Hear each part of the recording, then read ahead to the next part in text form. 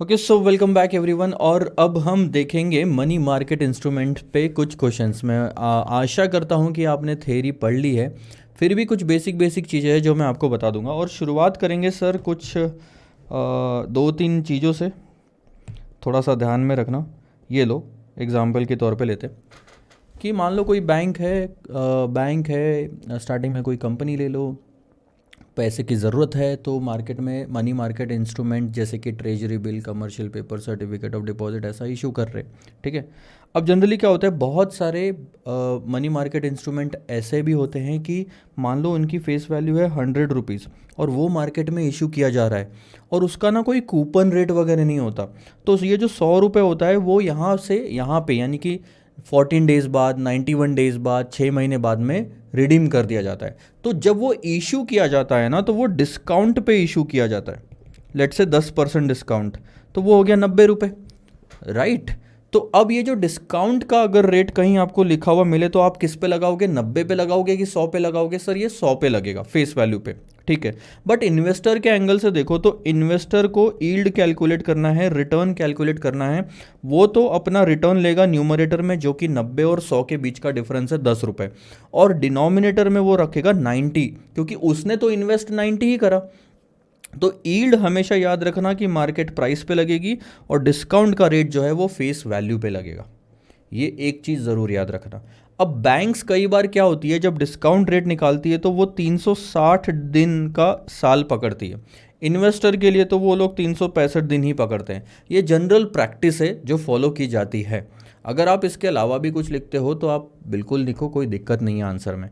But mostly ऐसा होगा आने वाले टाइम में कि डिस्काउंट रेट 360 दिन से कैलकुलेट हुआ हुआ दिखेगा और yield 365, but that's all okay. ये 360 लेने के पीछे और कोई लॉजिक नहीं है, बस सिंप्लिसिटी है कि 12 महीने का दिन 360 में 30-30 दिन का हर महीना बांटा जा सकता है। 365 में कभी 31, कभी 29, कभी 30 ऐसे डेज आते रहते हैं, तो वो थोड़ा सा कैलकुलेशन में इम्पैक्ट पड़ता है। तो ये दो तीन चीज़ें हैं जो आपको ध्यान रखनी थी। अब आगे आगे बढ़ते बढ़ते सब कुछ सीखते जाएंगे सर। आओ हम पहला क्वेश्चन देखते हैं।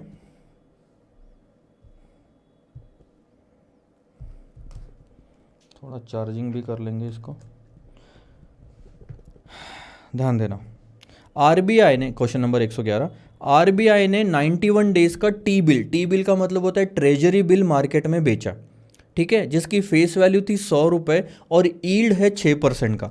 ध्यान देना, अगर क्वेश्चन में लिखा है यील्ड, यील्ड यानी रिटर्न, यानी कि वो तो कैलकुलेट किया जाएगा सर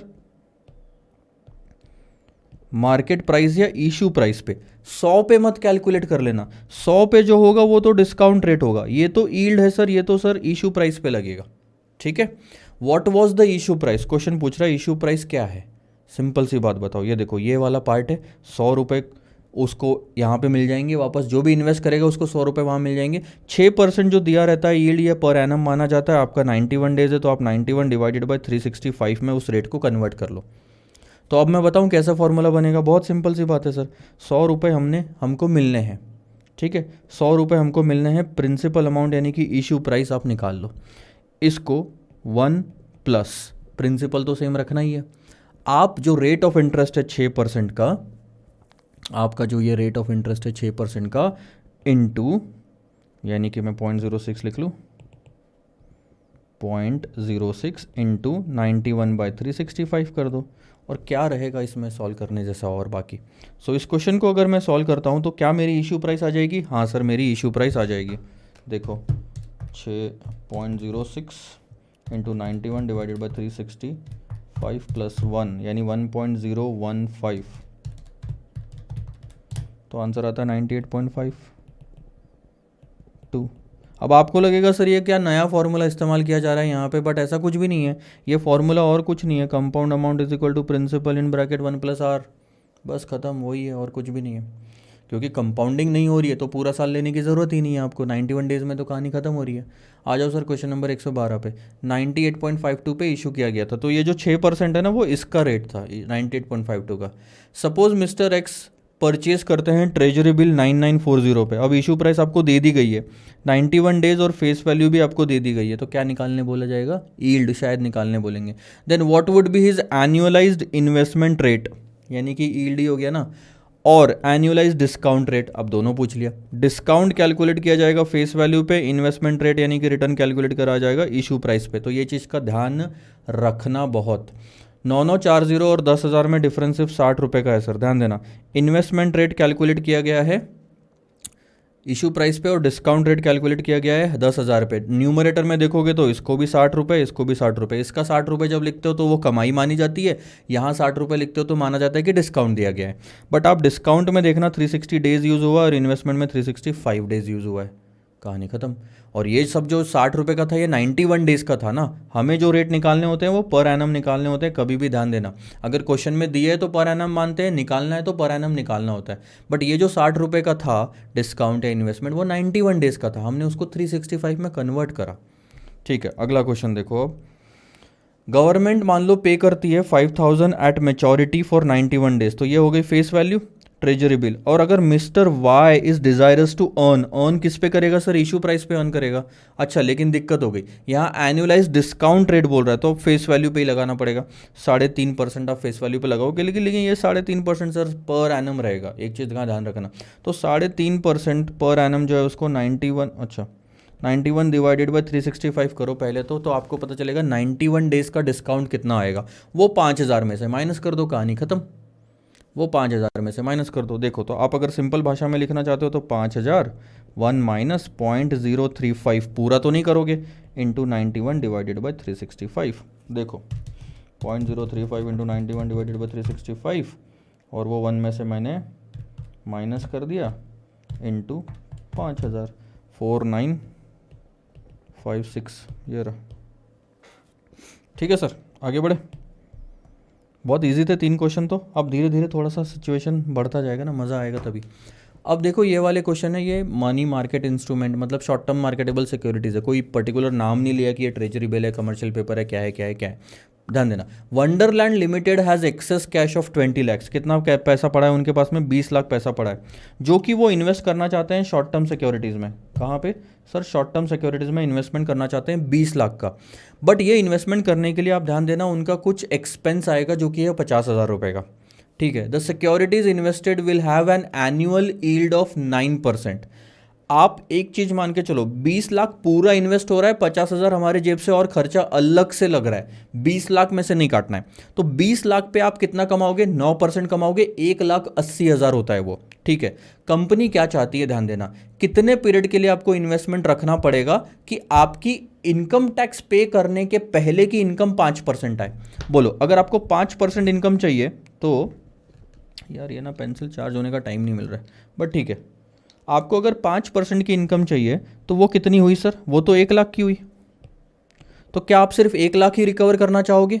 1,80,000 मिल रहा है, अगर साल भर रख रहे हो तो, 12 महीने रख रहे हो तो, ये तो कंफर्म हो गया। बट 5% चाहिए, यानी कि कितना चाहिए सर, सिर्फ 1 लाख चाहिए। लेकिन 1 लाख आपकी प्री टैक्स इनकम होना, यानी कि खर्चे भी माइनस होने के बाद में जो इनकम आती है वो, टैक्स भरने के पहले खर्चे माइनस होने के बाद। तो 50,000 भी तो जो हमारा खर्चा हुआ वो भी तो रिकवर करना पड़ेगा। यानी कि हमको कितना होना, 1 लाख प्लस 50,000 और रिकवर करना पड़ेगा। 5% तो 20 लाख का हो गया। वो 1,50,000 जब हम कमाएंगे, उसमें से 50,000 का खर्चा माइनस करेंगे और फिर दिखाएंगे कि 1 लाख, और ये आएगा 5% सर आपका। तो आपको कितना कमाने की ज़रूरत है, 1,50,000। साल भर रखते हो तो 1,80,000। तो बताओ 1,50,000 के लिए कितना, क्रॉस मल्टीप्लीकेशन कर लो, आपका आंसर आ जाएगा 1,50,000 मल्टीप्लाइड बाय 12 डिवाइडेड बाय 1,80,000, आ गया 10 महीने, ये रहा। आप क्रॉस कैलकुलेशन भी कर सकते हो, ये देखो 1,80,000 12 महीने में मिल रहे हैं, तो 1,50,000 कितने महीने में मिलेंगे, कहानी खत्म, आपका आंसर आ जाएगा। अच्छा, दूसरा वो बोलता है कि कितने पीरियड के लिए रखना पड़ेगा कि कंपनी का ब्रेक इवन आ जाए। ब्रेक इवन तो कब आएगा, no profit no loss. No profit no loss यानी कि ये 1 लाख की वैल्यू 0 आ जाए, तो 0 प्लस 50,000, 50,000 का खर्चा तो रिकवर करेंगे। ब्रेक इवन तब आएगा सर जब हमारी कमाई 50,000 की हो जाएगी, क्योंकि उधर से कमाई 50,000 की, इधर से खर्चा 50,000 का, और हो गया 0। तो 0 रख दो, मतलब अपने को क्या करना है, 50,000 ही कमाना है, फिर एक्स निकाल लो। अब निकालो, बोलो 1,80,000 के लिए 12 महीने, तो 50,000 के लिए कितने महीने, ये आपका आ जाएगा 3.33। आप आंसर निकाल दो, वैसे क्रॉस कैलकुलेशन करके निकालो, ये करके निकालो, आंसर सेम ही आएगा। ईजी वे बता रहा था बस मैं तो। ठीक है, ये आप होमवर्क ले लोगे, अब सेम ही है ना, देखो क्या है, मिनिमम पीरियड निकालना है यहाँ पे, ये भी प्री टैक्स इनकम 6% की है, एनुअल यील्ड यहाँ पे 10% मिलेगा, एक्सपेंसेस 45,000 के, क्या है, रिपीट है। आगे बढ़ते हैं, आ जाओ, ये देखो, ये काफ़ी इंटरेस्टिंग है। अब ये कमर्शियल पेपर की बात आती है। कमर्शियल पेपर कितना इशू करा है, 10 करोड़ का। अब आपने अगर पढ़ा होगा तो मैं आपको एक चीज़ बता दूं, कमर्शियल पेपर जो है हमेशा डिस्काउंट पे इशू किए जाते हैं, certificate of deposit, commercial paper. तो ये जो 10 करोड़ है सर, ये 10 करोड़ आज नहीं मिलता, ये 10 करोड़ मिलता है एट द एंड। ठीक है, डेट ऑफ इशू देखो 16 जनवरी 2019 और date of maturity 17 April 2019। Fortunately उन्होंने डेज निकाल के दे दिए, नहीं तो हमको कैलकुलेशन करना पड़ता। ये इंटरेस्ट रेट है 12.04%, इंटरेस्ट रेट है, डिस्काउंट रेट नहीं है। तो ये बाय डिफ़ॉल्ट जब ऐसी क्लैरिटी नहीं रहती तो हम मानेंगे कि इशू प्राइस पे हमने इतना कमाना है, जितना भी आज मिलेगा, लेट्स से एक्स पे 12.04% आपका कितने साल भर के लिए। आप एक काम करो, 91 डिवाइडेड बाय 365 कर दो। इन्होंने डेज तो नहीं लिखे तो हम ले लेते हैं 365। ये देखो इन्होंने कर ही दिया ऑलरेडी, 12.04% को 91 डेज के इसमें कन्वर्ट कर लिया। यानी कि हमारी 91 डेज की कमाई कितनी होनी चाहिए सर, 3% होनी चाहिए। यानी कि एक्स में मैं 1.03 और क्या है आगे 002 ऐड करूँ तो 10 करोड़ आना चाहिए। बस क्वेश्चन यही पूछ रहा है कि कितना आना चाहिए, कर लो कैलकुलेशन। ये आपका आएगा 9.70849%। आप ऐसा कैलकुलेशन करो, एक्स इंटू, और ये कोई नया फॉर्मूला नहीं है सर, ध्यान दो, ये बताता हूँ मैं। Compound amount is equal to principal in bracket 1+r। Principal आपको नहीं पता, कंपाउंड अमाउंट आपको पता है 10 करोड़ का, और 1+r यानी कि 1.003% है ना, 03002। कर लो कैलकुलेशन, 10 डिवाइडेड 1.03002, 9.7085, ये रहा, आ गया वही सेम फार्मूला, कुछ नया नहीं, अल्टरनेटिवली ये रहा 85। आ जाओ, ये वाला क्वेश्चन देखो, ठीक है। From the following particulars calculate करो effective rate of interest per annum as well as the total cost of funds to Bhaskar limited. अब भास्कर लिमिटेड ने क्या करा मालूम है क्या, उसने मार्केट में कमर्शियल पेपर इशू करा। कमर्शियल पेपर इशू करा तो आज कितना पैसा लिया सर, 97,550 लिया, और ठीक 3 महीने बाद में वो 1 लाख रुपए दे देगा। यानी कि वो कितना, 2,450 रुपये, 2,450, राइट, 2,450 का उसका खर्चा हो गया इंटरेस्ट का। किस पे सर, 97,550 पे। ठीक है, लेकिन ये खर्चा जो हुआ ये तो सिर्फ सर 3 महीने के लिए हुआ, हमें 12 महीने के लिए निकालना है, तो वो आता है आपका 10.05%। बट ये जो था ये नॉर्मल रेट ऑफ इंटरेस्ट था, 10.05%। हमें पूछा गया इफेक्टिव, और यहीं पे बच्चे गलती कर देते हैं, ये सिर्फ 12/3 करके कहानी छोड़ दी। आप अगर 2,450 डिवाइडेड बाई 97,550 इंटू 100 करते तो आपका रेट आता है 2.5115%। ठीक है, अब ये है एक क्वार्टर का रेट, 3 महीने का। अगर इफेक्टिव निकालना है तो आप क्या करोगे, 1.025115, कितने क्वार्टर होते हैं साल भर में, 3 महीने के कितने, 4 टू द पावर 4 - 1 कर लो, आपका आंसर आएगा। ध्यान दो, तो मैं आपको दोनों आंसर बताता हूँ। ये 10.05 जो हमने निकाला वो तो आपका देखो यहाँ से मैच कर जाएगा। इसके अलावा भी उन्होंने बोला कि देखो ये रहा, ये ऐसे निकालो 10.435%। ये कैसे निकाला, effective rate 1 plus annual rate divided by n to the power nt - 1, effective rate of interest का फॉर्मूला वही है 1.025115, ये ठीक है। अच्छा, तो साल भर का रेट हमारा 10.435% आ गया। लेकिन ध्यान दो, ये तो सिर्फ इन्वेस्टर को जो इंटरेस्ट दे रहे हैं उसका साल भर का खर्चा कंपनी जो बियर कर रही है वो है। इसके अलावा कमर्शियल पेपर इशू करने के लिए हमको ब्रोकरेज भी देनी पड़ी 0.15% की, लेकिन 3 महीने की है। 4 से मल्टीप्लाई करो, 0.60 पर एनम आ जाएगा। रेटिंग चार्जेस पूरे साल भर के दिए, स्टैम्प ड्यूटी वापस 3 महीने की है, 4 से मल्टीप्लाई करो, आपका आ जाएगा 0.7, तो 0.6, 0.5, 0.7%, ये भी तो तीनों खर्चा ही है मेरा एक तरह से। तो मैं जो पूरा पैसा 97,550 का रेज किया है मैंने, उसमें मुझे 4 खर्चे हुए हैं सर, 10.435% पर एनम, और ये 3 खर्चे पर एनम। तो क्या करूँगा मैं सर चारों को ऐड कर लूँगा, 1 2 3 4, ये मेरा कॉस्ट ऑफ द फंड्स आ गया। कोई दिक्कत है इसमें, नहीं है, आगे बढ़ो। होमवर्क मैं ही पूछ रहा हूँ, मैं ही आंसर दे रहा हूँ। ये सेम क्वेश्चन है 118। अब इतना फास्ट क्यों जा रहे हैं सर, बहुत इजी क्वेश्चन है, आप मैं छोड़ भी दूंगा तो भी आप कर लोगे। अब क्वेश्चन नंबर 119 काफ़ी अच्छा है, इसमें इंस्टीट्यूट ने गलतियाँ करी है लेकिन आखिरी में सुधारी है। अब वो भी मैं आपको बताऊंगा करना क्या है इसमें, ध्यान देना। AXY limited is able to issue commercial paper. अच्छा, कमर्शियल पेपर इशू किया, ये तो मैंने अभी अभी आपको बताया था कि डिस्काउंट पे इशू करना चाहिए। तो सबसे पहली गलती जो इंस्टीट्यूट ने करी, इशू प्राइस ही 50 लाख पूरी लिख दी। अरे इशू आज 50 लाख थोड़ी मिलेंगे, 50 लाख के कमर्शियल पेपर है ऑफ। 50 लाख के कमर्शियल पेपर इशू करे, इसका मतलब ये 50 लाख आप 4 महीने बाद दोगे, आज तो कम मिलेगा ना सर। अच्छा, वो भी 12.5% का रेट है, 12.5% का रेट दिया है, ना डिस्काउंट है ना वो है, तो हम जनरली क्या मानते हैं कि ये उसकी कमाई होगी उसके अंदर की, 12.5% पर एनम। तो 4 महीने का कितना हुआ, ध्यान दो, 12.5% डिवाइडेड बाय 12 इंटू 4, 4.167%। अगर आप 50 करोड़ को 4.167% यानी कि 100 प्लस 4.16% से डिवाइड करोगे तो आपको पता चलेगा आज कितना पैसा आ रहा है। एक्स वाली फिगर जो आज आएगी हाथ में, उस पे 4.16% आप ऐड करोगे तो 50 लाख आता है, वो आएगी सर आपकी 48 लाख। करके देख लो, ये है वो कैलकुलेशन। तो देखना, इन्होंने ना एक आंसर ये दिया, अल्टरनेटिव ये दूसरा दिया, अल्टरनेटिव ये तीसरा दिया, ये दोनों गलत है मेरे एंगल से। तो मैं बताऊंगा क्या क्या गलती है और यही सही है। तो आज कितना पैसा लिया, मैं सही के एंगल से जाता हूँ, 48 लाख का पैसा दिया, 2 लाख का इंटरेस्ट बनता है, 50 लाख मिला के आप दे दोगे, मतलब अलग से 2 लाख नहीं देने आपको, आपको तो देने हैं लेकिन 50 लाख की फेस वैल्यू में इंक्लूडेड हो जाता है। ठीक है, अब ध्यान देना, अब इन्होंने जो 12.5% कैलकुलेट किया, ये भी गलत कैलकुलेट किया सर। 2,08,333, इस पे 12.5% लगा दिया, इंटू 4/12, गलत है। 50 लाख फेस वैल्यू पे नहीं लगेगा वो 12.5%, वो उसके अंदर इंक्लूडेड है, तो 2 ही लाख वैल्यू आती है। ठीक है, माना। अब देखो इसके बाद, अच्छा जो कंपनी का खर्चा है वो 2 लाख का इंटरेस्ट हो गया, खर्चा एक। उसके बाद एक और खर्चा है वो जो इशू करने का है, वो है 2,500 रुपये।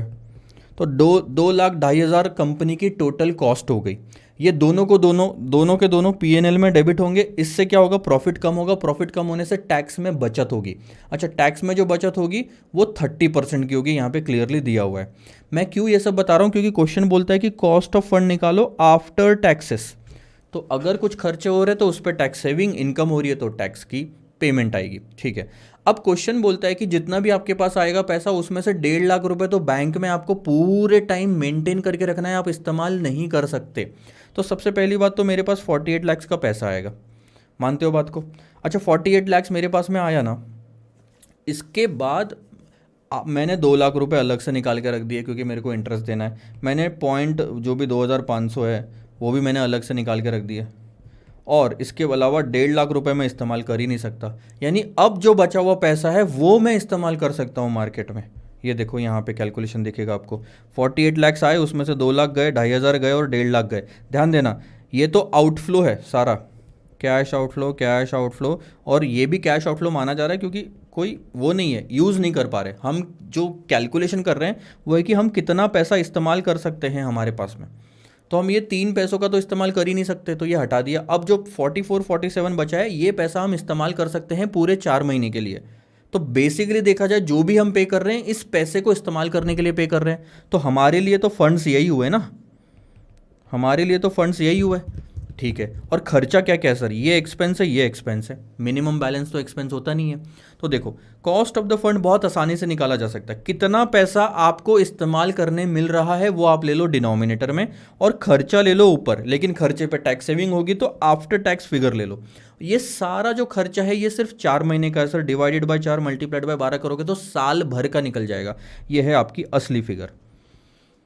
ठीक है, ये कहानी खत्म हो गई। पहले के 2 में गलती मैंने आपको बता दी, पहले के दोनों में उन्होंने 50 लाख इशू किया, ये लिया है, और इंटरेस्ट की अमाउंट भी गलत लिया। अच्छा, एक और गलती बताता हूँ यहाँ पे, अपॉर्चुनिटी कॉस्ट 12.5% की ली है 1.5 लाख रुपए पे 4 महीने की।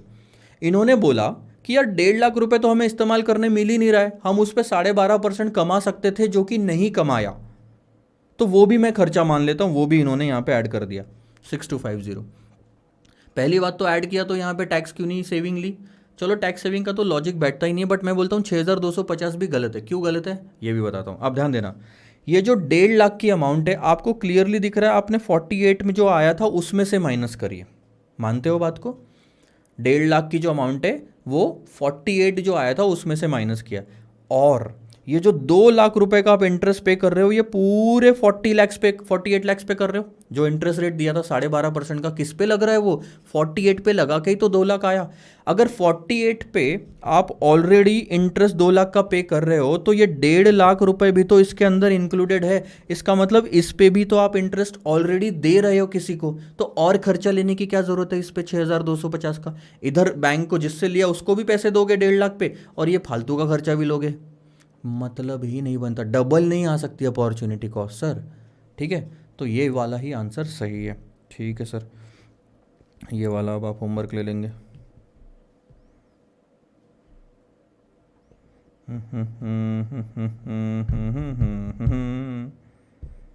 ये भी सेम, इसमें भी क्रेडिट लाइन मेंटेन करनी है आपको 2 लाख की।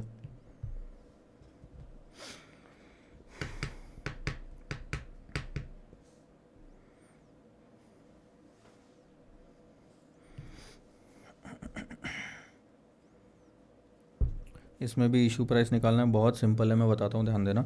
2 बॉन्ड है, 2 कंपनी है, XYZ और ABC, और दोनों क्या कर रही है? कमर्शियल पेपर लेके आ रही है, डिस्काउंट पे होगा 50 लाख वैल्यू की, 5 मिलियन यानी कि कितना होता है? 50 लाख का। ठीक है, अब प्रॉब्लम क्या है ये बताता हूँ।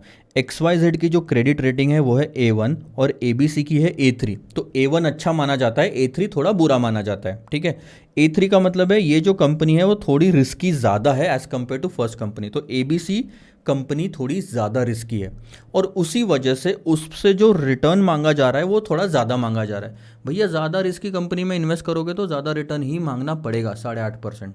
तो ये जो रिटर्न मांग रहे हैं हम, ये पर एनम रिटर्न है। ठीक है, लेकिन हम जो इन्वेस्टमेंट कर रहे हैं ये सिर्फ 91 डेज़ के लिए है। क्वेश्चंस बहुत सिंपल सिंपल सी चीज़ें पूछ रहा है। Determine the compensation of ABC's commercial paper for greater credit risk. उन्होंने ये नहीं बोला कि इशू प्राइस निकालो, उन्होंने ये बोला कि भैया कितना कंपनसेशन दिया जा रहा है। कंपनसेशन दिया जा रहा है का मतलब क्या हो गया कि आप अगर ज़्यादा रिटर्न एक्सपेक्ट कर रहे हो तो इतने ही 50 लाख रुपए का फेस वैल्यू का कमर्शियल पेपर इशू करने के लिए कंपनी को कम पैसा देना पड़ेगा। आप थोड़ा सा कैलकुलेशन देखो, फिर उसके बाद में आपको समझेगा अरे हाँ यार ये तो बहुत आसान सा क्वेश्चन था। अब ऐसे देखते हैं कि determine the compensation for ABC's credit risk. ABC company risky होने की वजह से वो इस इशू में क्या सैक्रिफाइस कर रहा है? कंपनसेशन का मतलब वो सैक्रिफाइस करेगा तभी तो इन्वेस्टर को कंपनसेशन मिलेगा। अच्छा ध्यान देना, हम एक काम करते हैं कि दोनों कंपनी ने जब इशू किया तब उनके हाथ में कितने पैसे आए वो निकाल लेते हैं। बहुत सिंपल है सर, आप लेते हो x इंटू ये रेट ले लोगे, should be equal to 50 lakh, मानते हो? और ये जो रेट ब्रैकेट में लोगे वो 91 डेज का लेना पड़ेगा, ये तो पर एनम दिया हुआ है। तो सिंपल सी बात है, ये रेट जब इधर जाएगा तो डिवाइड हो जाएगा। तो देखो 50 लाख डिवाइडेड बाई ये रेट, फिर 50 लाख डिवाइडेड बाई ये रेट, आप कैलकुलेशन कर लोगे। 7.6 को 91 डेज में कन्वर्ट किया, 8.15 को 91 डेज में कन्वर्ट किया। ठीक है, अब देखो XYZ ने उसी 50 लाख के कमर्शियल पेपर के बदले में आज जो पैसा उठाया है वो है 49,07,000। बट ABC की क्रेडिट रेटिंग थोड़ी ख़राब होने की वजह से उसको उतने ही चीज़ के लिए पैसा कम मिला। तो इन दोनों के बीच का difference has become the compensation. Compensation for higher credit risk का मतलब क्या है? ध्यान देना, अगर मैं इन्वेस्ट करता हूँ, मयंक कोठारी इन्वेस्ट कर रहा है और यहाँ पे आप इन्वेस्ट कर रहे हो, तो आप अब लॉजिक लगाओ, आपको अब समझ में आ जाएगा। अगर मयंक कोठारी ने इन्वेस्ट करा तो 4896 इन्वेस्ट करके 4 महीने बाद या 91 डेज बाद कितने ले लिए? 50 लाख। और आपने इन्वेस्ट करा तो आपको 49 देने पड़े उसी 50 लाख के लिए, बराबर बात? तो आपको ज़्यादा देने पड़े, मुझे कम देने पड़े। तो मुझे कम क्यों देने पड़े? मुझे ये फ़ायदा क्यों मिला? क्योंकि मैंने ABC को चूज़ करा जो कि रिस्की थी, ज़्यादा रिस्क मैंने उठाया, इसका फ़ायदा मुझे ये मिला कि मुझे कम पेमेंट करना पड़ा आज, और दोनों को मिल रहा है 50 लाख की, बट मैंने स्टार्टिंग में कम पेमेंट करा। कितना? 10,783। This has become the compensation for higher risk that I have taken by choosing ABC and not XYZ। ठीक है सर, क्वेश्चन नंबर 123 ये आपके ऊपर है। इफेक्टिव यील्ड निकालना है मेरे भाई, कोई दिक्कत नहीं है, रिटर्न निकालना है बस। अभी हम ये जो है ना 7.6 और 8.5, अभी ये सारी कंडीशन वापस दे देता और मैं बोलता 7.6 और 8.5 निकालो, आसानी से निकाला जा सकता है। ज़्यादा नहीं आता ना तो compound amount is equal to principal in bracket 1+r रख दो, सब आ जाएगा आपका आंसर। आधे तो क्वेश्चन इसी से सॉल्व हो रहे हैं। Question number 124, what is the amount to be invested now, same चीज़ देखो, यील्ड है 8% का लेने का है आपको, 80 लाख का फेस वैल्यू आएगा, 80 लाख को डिस्काउंटिंग करोगे आप, मतलब इसमें से निकालोगे, और ये डेट के बीच का डिफरेंस लेना पड़ेगा, और क्या है, और कुछ भी नहीं है। ठीक है, होमवर्क। ये क्वेश्चन मज़ेदार है, अब आएगा मज़ा, कुछ तो इंटरेस्टिंग होना चाहिए ना। चलो देखो question number 120। A bond is held for a period of 45 days, एक बॉन्ड है जिसको 45 दिन तक रखा गया। करंट डिस्काउंट यील्ड, अंडरलाइन करेंगे सर वर्ड को, डिस्काउंट को, जो कि ये 6% ये लगेगा फेस वैल्यू पे, clear. It is expected that yield will increase, ये जो करंट यील्ड, अब यही वाला जो करंट यील्ड जो वर्ड यूज़ किया वही, ये 200 बेसिस पॉइंट से इंक्रीज होगा। 200 बेसिस पॉइंट का मतलब 2% होता है, अभी 6% चल रहा है, तो वो कितना हो जाएगा सर, 8% का। क्वेश्चन ये बोल रहा है कि ये जो बॉन्ड है जिसका डिस्काउंट 6% का है, वो अगर 8% हो जाता है तो मार्केट प्राइस, यील्ड बढ़ जाती है तो मार्केट प्राइस ₹2.50 से गिर जाएगी। अब क्वेश्चन ने और कुछ इंफॉर्मेशन नहीं दी, coupon rate, market price, face value, nothing.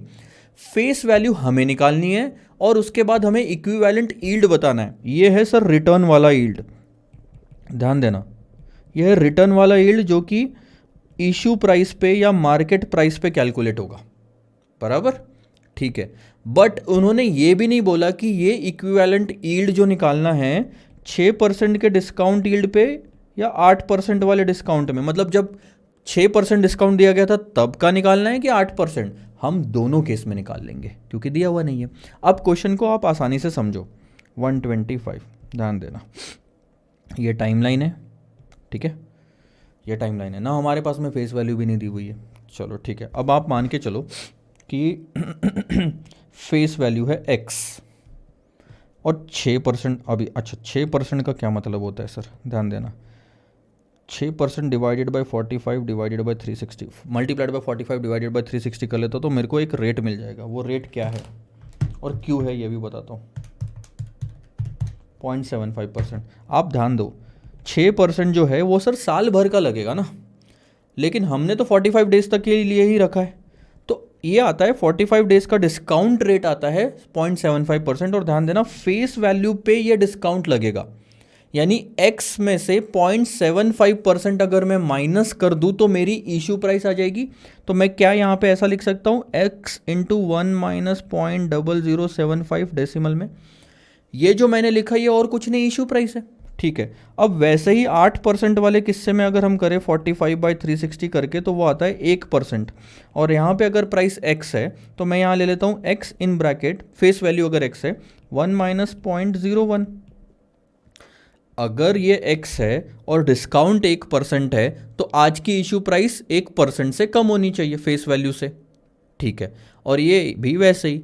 अब क्वेश्चन क्या बोल रहा था कि अगर हम 6 से 8% कर दे तो जो इशू प्राइस है इन दोनों के बीच का जो डिफरेंस आएगा वो है सर ₹2.50 का। ये क्लियर ले, ये देखो, current market price will come down, current market price तो वही इशू प्राइस हो गई। तो आपको करना क्या, इक्वेशन बना लो, x in bracket 1 minus 0.0075 minus x in bracket 1 minus 0.01 should be equal to ₹2.50।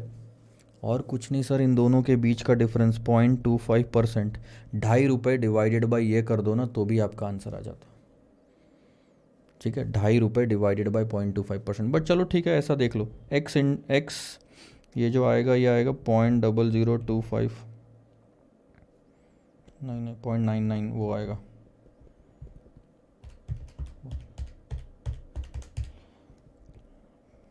.9925x minus 0.99x is equal to 2.5, तो ये आता है 0.0025x इज इक्वल टू 2.5, तो x इज इक्वल टू 1000। आ गई आपकी फेस वैल्यू, क्या दिक्कत थी इसमें, बस दिमाग लगाने की ज़रूरत थी।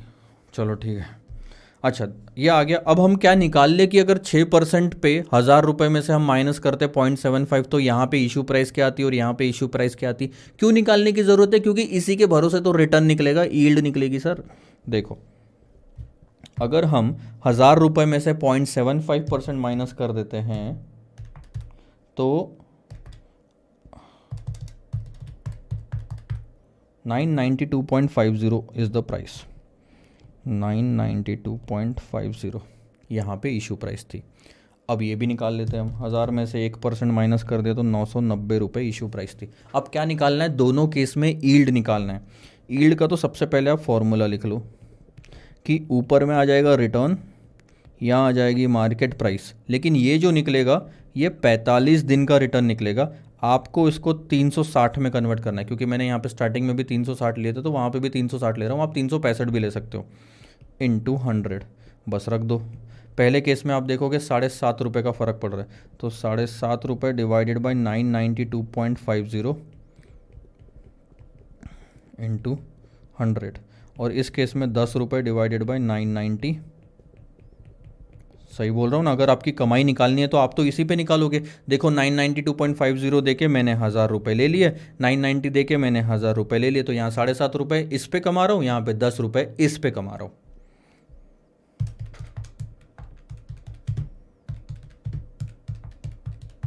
यह आता है 6.045%।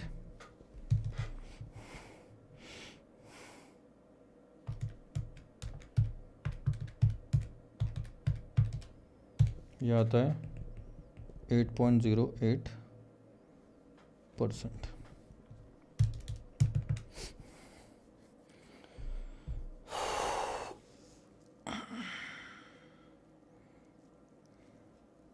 ठीक है सर, बढ़े आगे। आपका ये दोनों आंसर आ गए, यहाँ देख लो आप, यहाँ से मैच करवा देता हूँ ना। 1000 रुपये 6.05 8.08, ये 365 डेज लोगे तो फिर ऐसा आ जाएगा। ठीक है,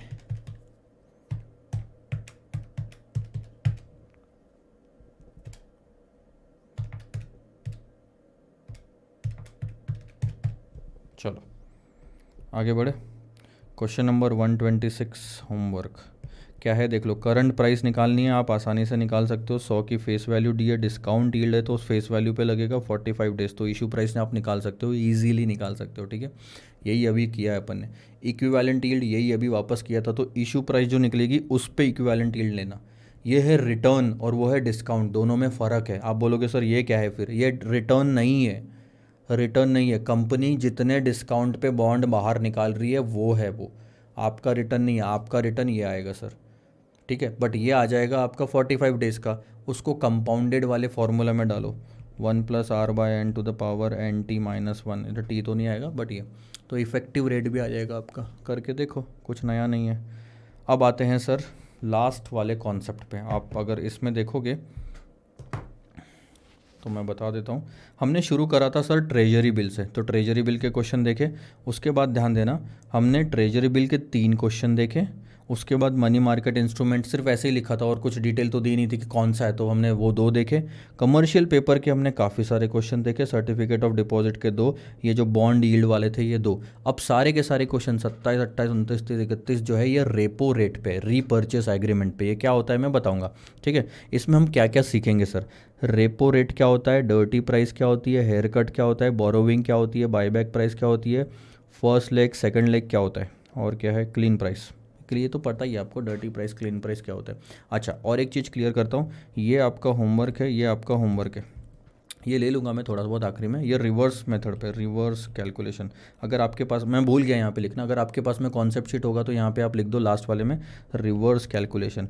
मैं हर बार लिखता हूँ कि कोई भी क्वेश्चन अब अगर उल्टे तरीके से दिया होता है ना तो वो बहुत इंपॉर्टेंट मानता हूँ मैं उस चीज़ को, क्योंकि अगर आप रिवर्स कैलकुलेशन वाला क्वेश्चन सॉल्व कर सकते हैं तो इसका मतलब आपने रटा नहीं है और आप दिमाग लगा के काम कर सकते हो। मतलब आपको पता है क्या है, अगर सीधा चलना है ये तो मैं हर कोई सिखाता है, लेकिन उल्टा चलना पड़े और आप अच्छे से चल लो तो माना जाता है कि आपको आता है चलना। इसलिए दिस इज़ इम्पॉर्टेंट। ओके, 127, 28 और 29। अच्छा, ये सब शुरू करने के पहले मैं आपको बताता हूँ कि रिवर्स रेपो रेपो क्या होता है सब।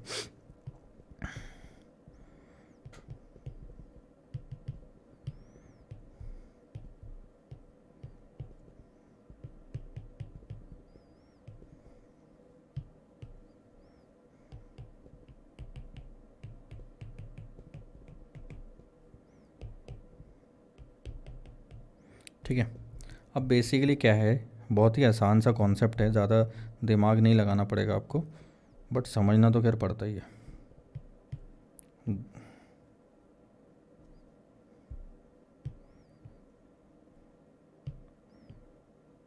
ठीक है, मान के चलो कि ये 3 बैंक्स आपको दी हुई है, इसको हम बोलेंगे 3 नहीं 2 ही है, बैंक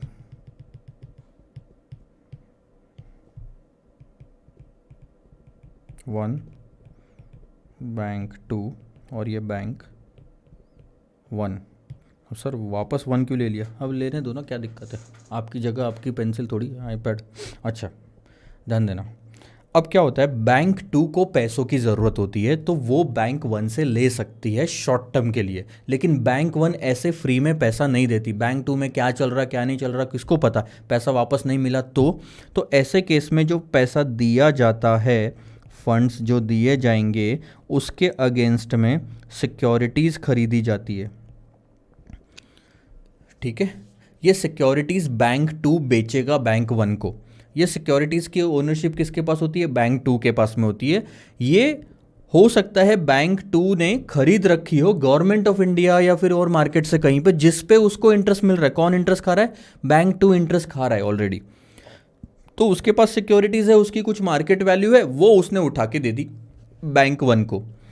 ठीक है, बैंक 1 को दे दी। अब थोड़ा सा ध्यान देना, सिक्योरिटीज़ की कीमत जो है वो डर्टी प्राइस पे सिलेक्ट होती है मोस्टली, बट हम अभी मान के चलते हैं कि एक्रूड इंटरेस्ट उसमें इंक्लूड नहीं करते। तो सबसे पहली बात तो होती है क्लीन प्राइस, बॉन्ड वगैरह होती है ना, उसमें जब एक्रूड इंटरेस्ट ऐड करा जाता है तो वो बन जाती है डर्टी प्राइस।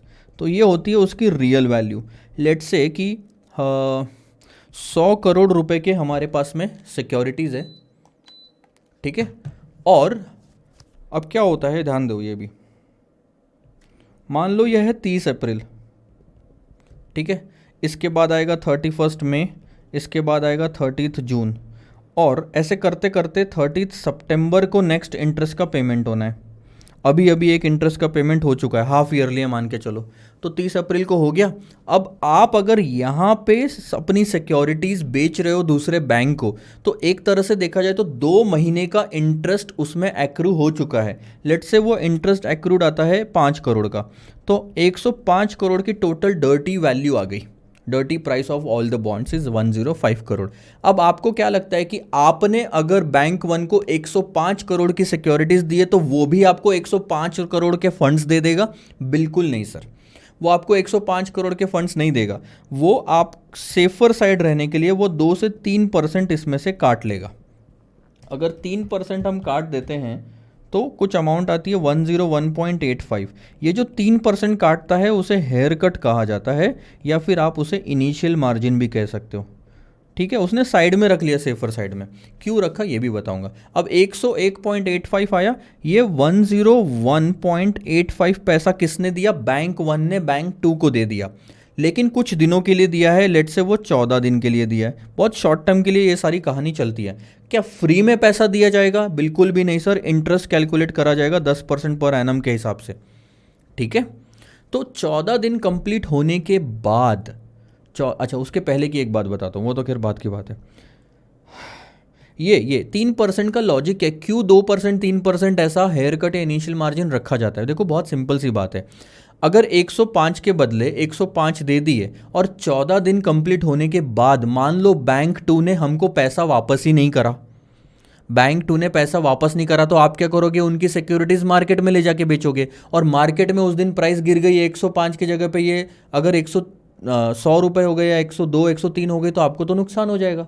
इंटरेस्ट तो छोड़ो, आपको तो अपना वो ही नहीं मिला, प्रिंसिपल वापस। तो ऐसे केस में आपको जो भी अंदाज़ा बैठता है 14 दिन में कितनी गिरावट आ सकती है, उतना आप साइड में रख लोगे, उतना दोगे ही नहीं सामने वाले को, कि इनकेस ये डिफ़ॉल्ट करता है तो भी हमें कोई नुकसान ना हो। जैसे 100 तो उधर से आ जाएगा और 2-3 मैंने इधर से सेफ रख लिया, तो भी मेरा रिकवर होता है। अच्छा, तो ये 101.85 दे दिए बैंक 2 को, इस तरह से कहानी चली, 14 दिन कंप्लीट हो गए। अब क्या होगा, बैंक 2 क्या करेगा? वापस बैंक 1 को इंटरेस्ट के साथ प्रिंसिपल जो था 101.85 प्लस इंटरेस्ट कैलकुलेट करेगा 10% से 14 दिन का, और वो उसके साथ वापस दे देगा, और बैंक 1 से वापस वो सिक्योरिटीज़ खरीद लेगा।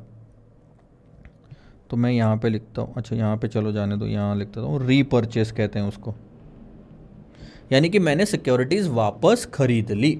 अब मैं ही ओनर हूँ, पैसे का भी काम हो गया। तो यहाँ पे आपने बहुत सारे टर्म सीखे, clean price, accrued interest, dirty price, initial margin, haircut. इसके बाद में ये होता है 10% जो यहाँ लिखा था, ये है रेपो रेट।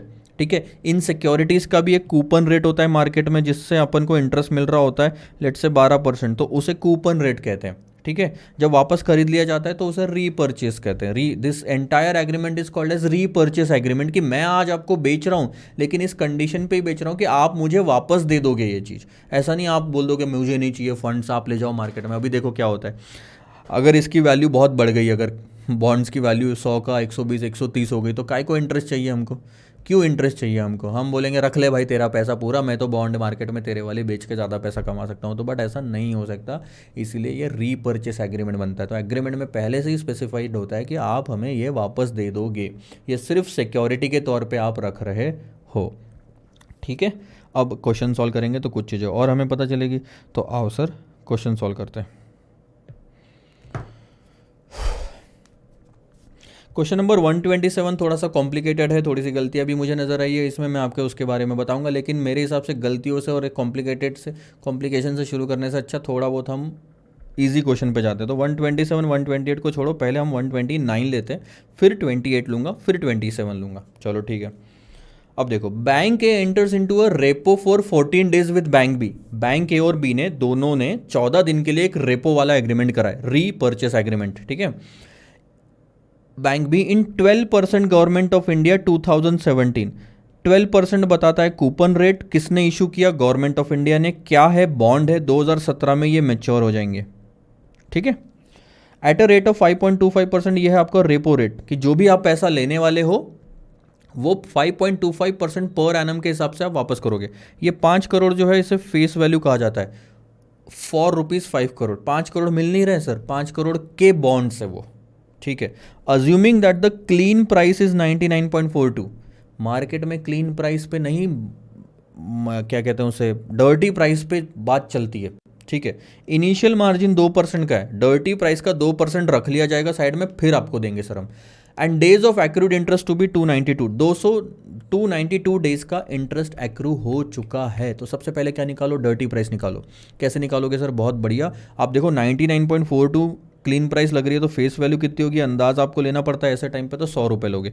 100 रुपये पे 12%, ये तो साल भर का इंटरेस्ट हो गया। तो आप निकाल लो 292 डेज का कितना, तो ये आ गया सर 100 रुपये पे 12%, 292 डेज, तो इतना परसेंट, इतना जो अमाउंट है ये आपका एक्रूड इंटरेस्ट हो गया।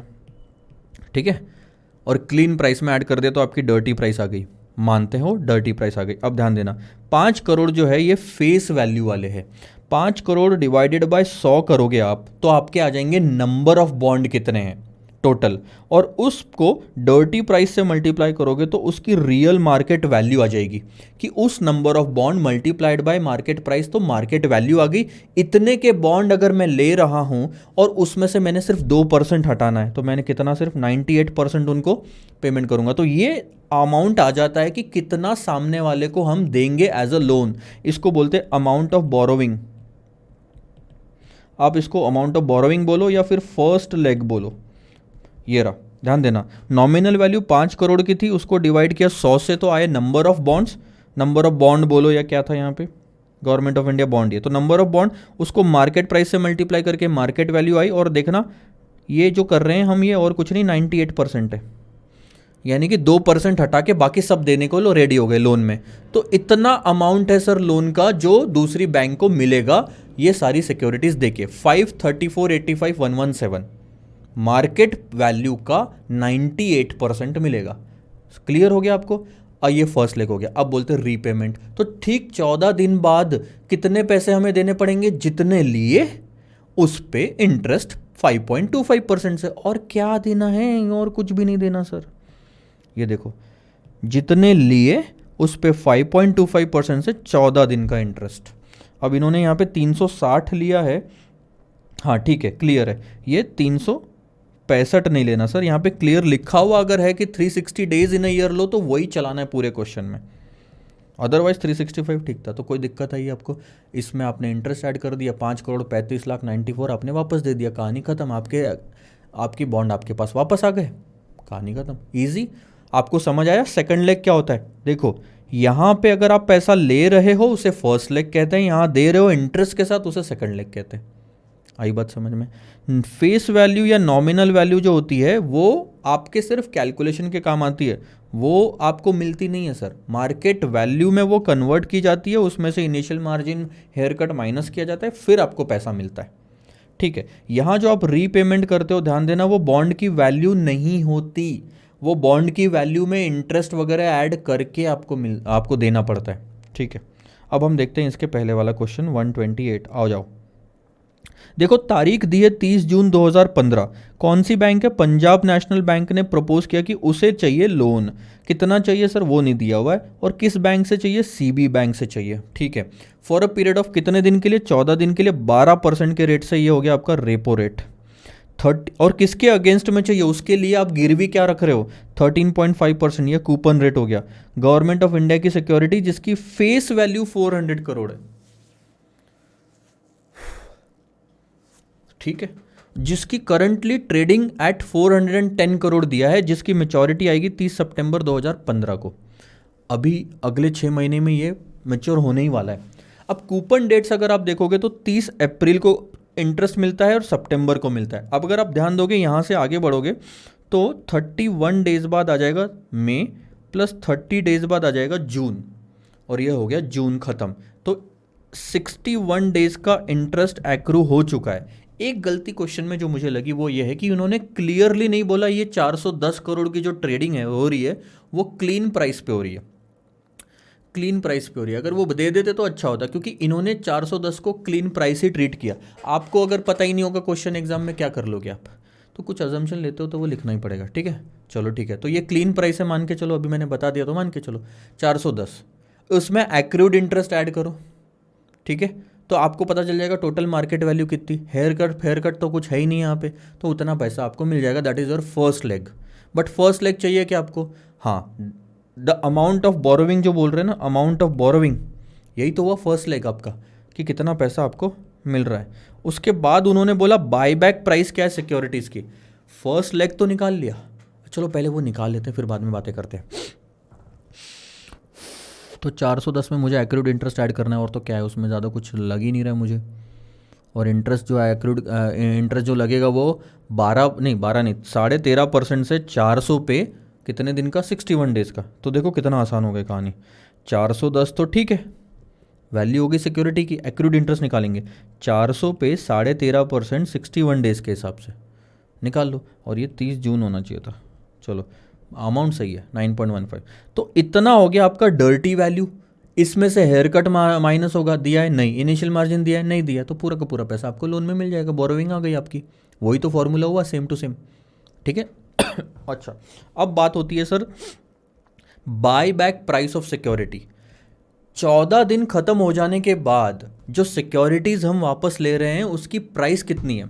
ध्यान देना सर, मैंने जब आपको यहाँ पे बताया तो 14 दिन खत्म होने के बाद ये अमाउंट हम उनको दे रहे हैं क्योंकि लोन लिया था उस पर इंटरेस्ट दे रहे हैं। इसका मतलब ये नहीं होता कि जो सिक्योरिटीज़ में ले रहा हूँ उसकी भी वैल्यू इतनी है। नहीं सर, क्वेश्चन में ये नहीं पूछा गया कि सेकंड लेग बताओ, क्वेश्चन में पूछा गया है कि जो सिक्योरिटीज़ आपने लिए उसकी वैल्यू कितनी है। और ये वो बहुत आसानी से मैं बताता हूँ क्या है। ये जो आप दे रहे हो उसमें से एक्रूड इंटरेस्ट माइनस कर दो तो सिक्योरिटी की वैल्यू आ जाएगी। तो सबसे पहले तो हमने लिया कितना ये निकाल लिया, उसमें इंटरेस्ट ऐड करो, और उसमें से इंटरेस्ट जो ऐड कर रहे हो वो तो लोन वाला इंटरेस्ट ऐड करके दे रहे हो, लेकिन जो सिक्योरिटीज़ ले रहे हो उसका एक्रूड इंटरेस्ट इसमें से हटा दो, तो आपको पता चल जाएगा कि जो सिक्योरिटीज़ आपके हाथ में आई है वो कितनी वैल्यू रखती है। ध्यान देना, यही 419.15 आपने यहाँ लिया, और ध्यान देना उस पर 12% का जो रेपो रेट था 14 दिन के लिए आपने इंटरेस्ट कैलकुलेट किया, तो आपका इंटरेस्ट देना बनता है इतना। तो टोटल पेमेंट जो आप करोगे वो तो 421 का ही रहेगा सर। क्वेश्चन कितना पेमेंट कर रहे हो ये नहीं पूछ रहा, ये आपका सेकंड लेग हो गया। क्वेश्चन पूछ रहा है कि जो पेमेंट किया उसमें सिक्योरिटी की प्राइस कितनी।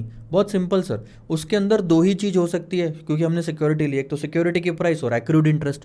और क्या लिया वापस हमने? ये इंटरेस्ट भी तो हमें ही मिलने वाला है 30 सितंबर को। अब देखो 31 डेज जब हमने वापस लिया तब तक का एक्रूड इंटरेस्ट हम कैलकुलेट करेंगे। 31 डेज 30 डेज प्लस 15 डेज, नहीं 14 आ रहा है, 14 दिन का ही था ना। तो ये आता है कि 75 दिन का अब उसके अंदर इंटरेस्ट एक्रू हो चुका है, तो 400 पे 13.5% से 75 दिन का कैलकुलेट कर लो। ये आप माइनस कर दो तो आपको पता चलेगा कि यार जो आपने पेमेंट किया है 421 का, उसमें से 11 करोड़ तो आपने सिर्फ इंटरेस्ट जो एक्रू हुआ था उसके करा है, जो आपको मिल जाएगा 30 सितंबर को, और बाकी की जो वैल्यू थी वो थी सिक्योरिटी की वैल्यू या बॉन्ड की वैल्यू। बस यही वो पूछ रहा है कि बाय बैक प्राइस कितनी थी सिक्योरिटी की, जो आपने सिक्योरिटीज वापस ली है उसके लिए आपने एक तरह से दिया कितना, सिर्फ 409.856 दिया। उसके ऊपर जो 11 करोड़ आपने दिया वो तो एक्रूड इंटरेस्ट का दिया है, वो तो आपको मिल ही जाएगा ना, पूरे 30 सितंबर जब आएगा वो तो मिल ही जाएगा। ठीक है सर। तो इन सब खेल में नुकसान अगर देखो तो सिर्फ इतना ही हुआ है, 410 की चीज़ दे के 409.856 आपको मिल गया, 410 का देके 409.856 आपको मिल गया, तो नुकसान कितना हो रहा है?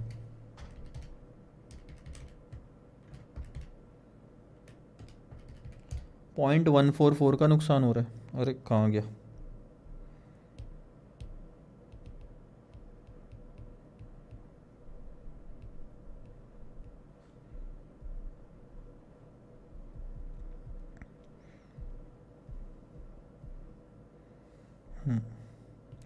अगर आप डिफरेंस निकालोगे ना इसके बीच में और इसके बीच में, तो ये 0.144 का ही आता है। 410 की चीज़ आपने दी थी, 409 की वो बन के वापस आई है, तो नुकसान कितना हुआ? 0.144 का। बट आपको 14 दिन के लिए कैश भी तो मिल गया ना हाथ में यूज़ करने के लिए।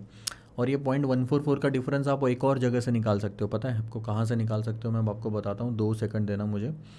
ये जो 14 दिन के लिए सामने वाले ने पैसा रखा ना आपका, हाँ सिक्योरिटीज़ रखी है आपकी, उस पर इंटरेस्ट कैलकुलेट करो।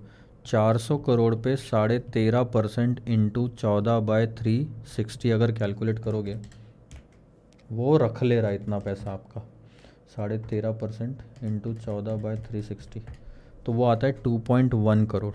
ठीक है, और आप जो इंटरेस्ट उसको दे रहे हो वो है 1.9560 करोड़।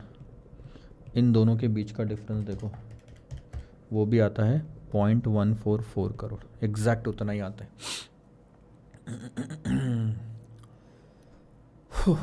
ठीक है सर, आगे बढ़े। ये क्वेश्चन हो गया ख़त्म। अब आते हैं क्वेश्चन नंबर 127 पे। थोड़ा ध्यान देना, डेट्स वगैरह सब मैच करती है। इस क्वेश्चन में भी डेट कितनी है? 30 जून की है। इस क्वेश्चन में भी पहली बैंक कौन सी है? पीएनबी बैंक है। उसको भी बोरो करना है 400 करोड़ रुपए। अब क्वेश्चन में क्लियरली लिख दिया कि 400 करोड़ बोरो करना है। यहाँ देखना, यहाँ फेस वैल्यू थी 400 करोड़ की, बोरो नहीं करना था 400 करोड़। बोरो तो आपने 419 करोड़ करा था वहाँ पे, यहाँ पे 400 करोड़ ही बोरो करना है। तो देखो कितना क्या कहते हैं, बहुत ही माइन्यूट सा डिफरेंस है। और अगर आपने मतलब बदल दिया, उसको फेस वैल्यू समझ लिया, तो सब गड़बड़ हो जाएगी। उन्होंने फर्स्ट लेग ऑलरेडी कैलकुलेट करके आपको दे दिया यहाँ पे। ठीक है, अब from CB bank via repo, ये है रेपो रेट, 14 दिन के लिए लगेगा, और 10% का ये कूपन रेट, फेस वैल्यू 10,000, 14 दिन का पीरियड है, 3% का हेयर कट है। आया समझ में? ठीक है, ध्यान देना। करंट प्राइस जो सिक्योरिटी की दी है 9872, और ये भी उन्होंने क्लीन प्राइस ली है। तो मेरा पहला इशू यहाँ पे आता है, थोड़ा सा क्लैरिटी देनी चाहिए थी, जैसे उस क्वेश्चन में दी थी, इसमें भी देनी चाहिए कि ये क्लीन प्राइस है। नहीं दी ना, डर्टी प्राइस नहीं ली इन्होंने, क्लीन प्राइस लिए। अब आप इससे सीख लो, अगर ये लोग नहीं दे रहे हैं बट मनी मार्केट का या रेपो का कोई क्वेश्चन आता है और सिर्फ ऐसी इन्फॉर्मेशन होती है, तो उसे क्लीन प्राइस ही अज्यूम करना। इसका रीज़न भी बताता हूँ। अगर आप डर्टी प्राइस अज्यूम कर लोगे ना, तो फिर एक्रूड इंटरेस्ट का कैलकुलेशन करने की ज़रूरत ही नहीं पड़ेगी, मतलब सारी इन्फॉर्मेशन बेकार हो जाएगी बाकी की। तो क्लीन प्राइस लेना। कूपन की डेट है 30 अप्रैल और 30 सितंबर, एग्जैक्टली वैसे ही जैसे अभी देखा था। तो आप देखो 30 अप्रैल से 30 जून तक 61 डेज होते हैं, उतने ही दिन। ठीक है, आपको क्या निकालना है? नॉमिनल अमाउंट निकालना है। ध्यान देना, ये नॉमिनल अमाउंट इस क्वेश्चन में 400 करोड़ की थी, और इसके पहले जो हमने क्वेश्चन देखा उसमें ध्यान देना, ये नॉमिनल जो अमाउंट थी वो 5 करोड़ की थी। ये आपको निकालना है। एक तरह से देखा जाए तो सेम फॉर्मूला आप इस्तेमाल करो, इसमें 400 करोड़ इधर रखो लेफ्ट हैंड साइड में, ये जो है वो ये वाली अमाउंट है, और 5 करोड़ को रख दो एक्स, और फिर सारा कैलकुलेशन करो। बट इतना आसानी से वो आंसर निकला ही नहीं। क्यों नहीं निकला ये मैं बताता हूँ। 3% का हेयर कट था, तो उन्होंने लेना चाहिए था 100 माइनस 3/100 बराबर है 3% माइनस करना, यानी 97% लेना चाहिए था। लेकिन नहीं, उन्होंने क्या लिया, 103 माइनस 3 डिवाइडेड बाई 103। उन्होंने ये माना कि इसके अंदर 3% ऑलरेडी इंक्लूडेड है, इसका 3% नहीं निकाला, इसके अंदर इंक्लूडेड है, ये मान के सारी गड़बड़ कर दिया आगे। अब आप इन्वेस्टोपीडिया वाली वेबसाइट पे जाओ, इंटरनेट पे रिसर्च करो, बहुत जगह पे हेयर कट का बहुत सिंपल सा मीनिंग है कि भैया हेयर कट हो या इनिशियल मार्जिन हो, डर्टी प्राइस पे लगेगी सारी 3% की। ठीक है, चलो जो किया सो किया, आप क्या कर सकते हैं उसमें, ध्यान देना। सबसे पहले तो इन्होंने निकाला एक्रूड इंटरेस्ट, 10,000 की फेस वैल्यू, 10% का कूपन रेट, 61 डेज के हिसाब से इतना बन गया आपका एक्रूड इंटरेस्ट। आपने अपनी क्लीन प्राइस में वो एक्रूड इंटरेस्ट ऐड करके इसको डर्टी प्राइस बना लिया। यहाँ तक तो बहुत ठीक था, अब यहाँ से गड़बड़ होना शुरू हो गई। आपने 3% का हेयर कट एडजस्ट किया 1.03 से डिवाइड करके, तो ये प्राइस आई है। यहाँ एक गड़बड़ हो गई, ये पहला मेरा इशू यहाँ पे आता है कि ये नहीं होनी चाहिए थी। इसका सीधा 97% लेते तो एक प्राइस आती, उसको आप डर्टी प्राइस का एडजस्टेड वैल्यू मानते। ठीक है, इसके बाद उन्होंने निकाला कि नॉमिनल अमाउंट कितनी होनी चाहिए। ये फॉर्मूला वही है जो वहाँ पे यूज़ किया, थोड़ा अलग से प्रेजेंट किया हुआ है। देखो, आप यहाँ पे 400 ले लो इज इक्वल टू एक्स ले लो इनटू, अब इनकी गलत वाली प्राइस ले रहा हूँ मैं जानबूझ के, ठीक है, 9746.72 ले लो डिवाइडेड बाय 10,000 ले लो। ठीक है, पहली गलती तो 9746 वाली हो गई। अच्छा, 9746 नहीं, अभी तो उसको निकालना बाकी है ना 9746 को। आप यहाँ पे जो लोगे वो डर्टी प्राइस लोगे 10,039.12, और अब करोगे 103 माइनस 3 डिवाइडेड बाय 103। बस ये एक जो करा ना, उससे सब गड़बड़ हो गया आगे। तो ये सब आप सॉल्व करोगे तो आपका जो x निकलेगा नॉमिनल वाला, ये निकलेगा। अब आप मेरे को एक चीज़ बताओ, ये फेस वैल्यू ही थी ना, x जो था 5 करोड़ भी फेस वैल्यू था, इसके पहले वाले क्वेश्चन में इसमें 400 करोड़ भी फेस वैल्यू ही था, तो यहाँ पे भी फेस वैल्यू हुई। अब अगर फेस वैल्यू टोटल इतनी है, इसमें नंबर ऑफ बॉन्ड्स अगर हमको निकालने हैं, नंबर ऑफ इंस्ट्रूमेंट निकालने, तो आप क्या करोगे, एक यूनिट की फेस वैल्यू जो कि 10,000 है उससे डिवाइड करोगे। लेकिन नहीं, यहाँ पे भी उन्होंने डिवाइड किया 9746.72 से, जो कि मेरे को गलत लगता है। तो ये भी एक और इशू है, नंबर ऑफ सिक्योरिटीज़ निकालने के लिए 10,000 से डिवाइड होना चाहिए था। अब आप लॉजिकली देखो, 410 जो है ये कहाँ से आया, 410.39 जो आपका आया ये वाला, ये आया यहाँ से, ठीक है, और ये भी कहाँ से आया, ये आया यहाँ से। यानी कि अगर इस पूरी चीज़ को 400 इंटू 10,000 डिवाइडेड बाय दिस में अगर यहाँ रख दूँ तो वो कैसा दिखेगा पता है आपको, ये देखो, आप ही देखो कि सही दिख रहा क्या आपको। 400 इंटू 10,000 डिवाइडेड बाई 9746.72 और अगेन डिवाइडेड बाई 9746.72, इसको नीचे लेते हो तो 97.9746.72 का स्क्वायर हो जाता है। क्या निकाल रहे हो आप उससे, सब कहानी खराब हो गई। अच्छा, इन्होंने दूसरी चीज़ बहुत अच्छे से दी और इजीली दी, कैश अमाउंट निकालना है repaid at the end of the repo, यानी कि वो क्या बोल रहे हैं, सेकंड लेग निकालो। अरे भैया, आपने 400 करोड़ का लोन उठाया, रेपो रेट क्या था 11.65 का, ठीक है, ये रेपो रेट था, और 14 दिन के लिए उठाया, 14 बाय कितने कर लो 365 कर लो, तो ये जो बन गया ये 14 दिन का इंटरेस्ट बन गया प्लस 400 करोड़ का प्रिंसिपल, हो गई आपकी कहानी ख़त्म। ये देखो यहाँ पे 400 करोड़ इंटू 1 प्लस 1.1165 और 14 दिन में कन्वर्ट कर रहा है। ये तो बहुत ईजी था, सेकंड लेग तो बहुत ईजी था। तीनों में किस्से सारे सेम थे, बस एक गड़बड़ यहाँ पे करी उन्होंने, जो 3% है, ये जो है मैं जो यह बोल रहा था आपको, 100 माइनस 3 बाई 100 करने के बजाय 103 माइनस 3 बाई 103 करा, उससे सब गड़बड़ हो गई। तो एग्ज़ाम में नॉर्मल तरीके से करो, इंटरनेट पे भी हर जगह आपको वही मिलेगा।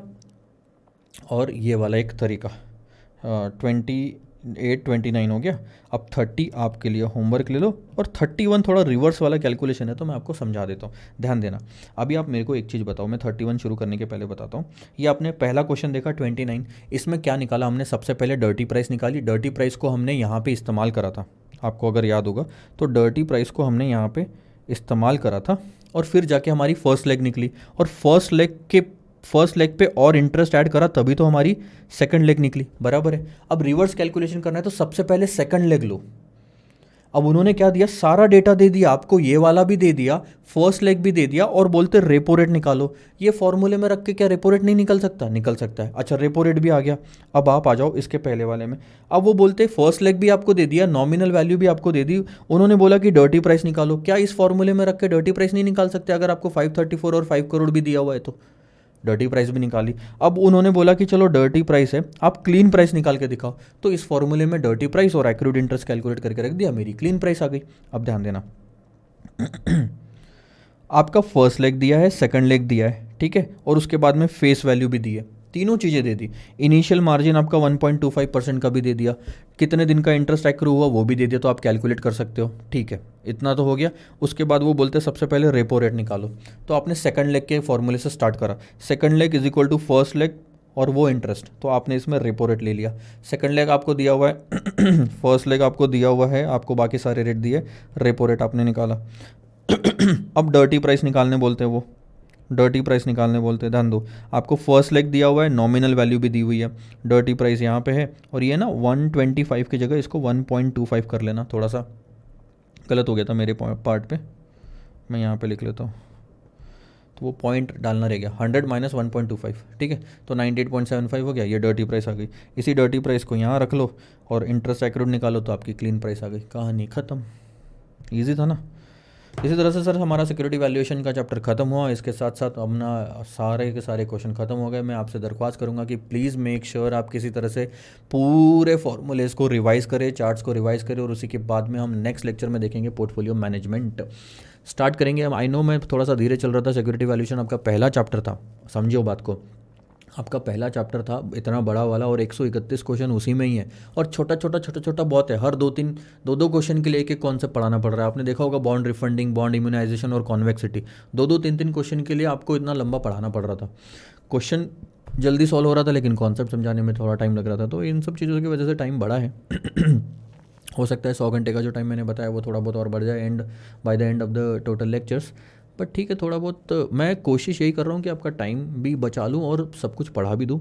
बट मैं बिल्कुल ये गलती नहीं करूँगा कि एक चीज़ आपको लिख के दे रहा हूँ, और या फिर मैं रिपीटेशन में टाइम वेस्ट कर रहा हूँ। बिल्कुल भी टाइम वेस्ट नहीं होगा सर आपका रिपीटेशन में, जितना भी रिपीटेटिव नेचर का आएगा वो सब मैं आपको होमवर्क दूंगा। यानी कि अगर आपके पास में टाइम बिल्कुल नहीं है रिवीजन करने का भी, और इतना भी अगर आप देख के जाते हो जितना मैं आपको पढ़ा रहा हूँ, तो उसमें सारे कॉन्सेप्ट्स आपके कवर हो जाते हैं, उसके भरोसे आप बैठ सकते हो। तो रिवीजन करने के लिए सिर्फ इतने क्वेश्चन कर लो तो भी ठीक है। अच्छा, मैं आपको आखिरी में बताऊंगा भी कौन कौन से क्वेश्चन करने चाहिए। टेलीग्राम चैनल पे ज्वाइन कर लेना, मैं ज़रूर बताऊंगा कि कौन कौन से क्वेश्चन आपको करने चाहिए। बहुत सारे क्वेश्चन ऐसे होते हैं जो कि आपको रिवीजन में बिल्कुल हाथ लगाने नहीं चाहिए, उससे सिर्फ टाइम वेस्ट ही होता है। अगर कोई एक कॉन्सेप्ट है जिसमें 5-7 चीज़ें कवर्ड है, तो वो 5-7 चीज़ें अगर अलग अलग जगह पे कवर्ड है तो वो करने की ज़रूरत ही नहीं है, क्योंकि ये कर लिया तो वो कर लिया ऑटोमेटिकली, तो वो 2 घंटे वेस्ट करने से अच्छा है ये 1 घंटे का क्वेश्चन कर लो। ठीक है सर, इसी के साथ मैं कहानी ख़त्म करता हूँ। रात के ऑलमोस्ट 10 बज रहे हैं, सुबह से काम चालू है क्योंकि आज चैप्टर ख़त्म करना था और टारगेट लेके चला था, तो सुबह से आके बैठा था 8-1 बजे से, तो 12 घंटे हो गए। अब मैं पढ़ाते पढ़ाते थोड़ा सा गला भी सूखने लग गया है। Will go home, will have dinner and will play like half an hour और an hour with my kid. अगर वो सोई नहीं होगी तो उसके साथ खेलूँगा और फिर सो जाएंगे सर बातें करते करते। Bye bye.